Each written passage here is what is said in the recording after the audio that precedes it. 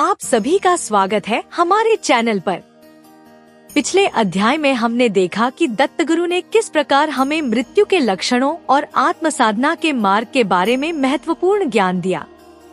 इस अध्याय में हम जानेंगे कि जीवन के अंतिम क्षणों में ब्रह्मध्यान कैसे किया जाना चाहिए और वे कौन से संकेत होते हैं जो आत्मज्ञान की दिशा में हमें प्रेरित करते हैं।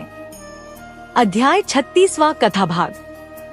अलर्क ने फिर से पूछा, मृत्यु के समय जप करने के लिए पहले मृत्यु के लक्षण कैसे पहचाने?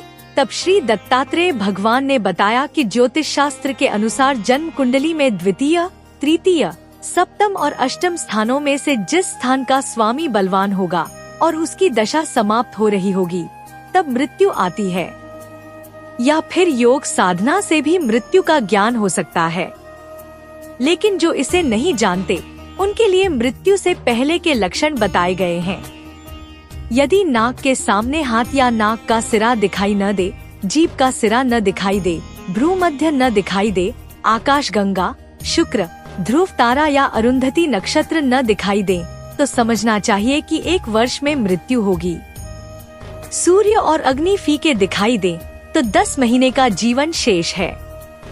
सोना, चांदी या मलमूत्र उगलने जैसा सपना देखा हो तो वह भी उसी का संकेत है। यदि जागृत अवस्था में भूत प्रेत, गंधर्वनगर या वृक्षों का रंग पीला दिखाई दे तो 9 महीने में मृत्यु होगी।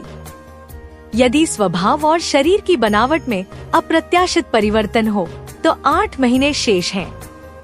जिनकी पैरों के निशान धूल, मिट्टी या कीचड़ में नहीं दिखाई देंगे, उनका जीवन 7 महीने का होता है। यदि कौआ, गिद्ध या मांसभक्षी पक्षी सिर पर चोंच मारे तो 6 महीने का जीवन शेष है। यदि अपनी परछाई टूटी हुई दिखाई दे तो 4 महीने का समय बचा है। अगर खुले आकाश में दक्षिण दिशा की ओर बिजली चमकती हुई दिखे या पानी में इंद्रधनुष दिखाई दे तो 3 महीने शेष होते हैं। अगर शरीर का प्रतिबिंब पानी या दर्पण में सिर के बिना दिखाई दे तो 2 महीने का समय बचता है। अगर जलते हुए शव जैसी दुर्गंध आए या पानी पीने के तुरंत बाद तालू सूख जाए तो 15 दिन शेष हैं। यदि चांदनी गर्म महसूस हो, काले या लाल कपड़े पहनी हुई स्त्री खींचती हुई दिखाई दे या नग्न भिक्षु सपना में दिखे तो 10 दिन का समय शेष होता है।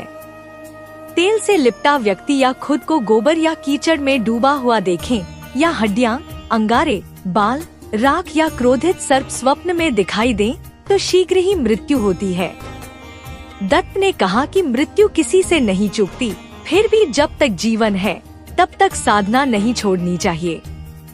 मृत्यु के समय कोई साथ नहीं होता, यह जानकर ध्यान में लीन रहना चाहिए। यदि अभ्यास पूरा होने से पहले ही मृत्यु आ जाए तो भी सद्गति मिलती है और पुनः उत्तम जन्म प्राप्त होता है।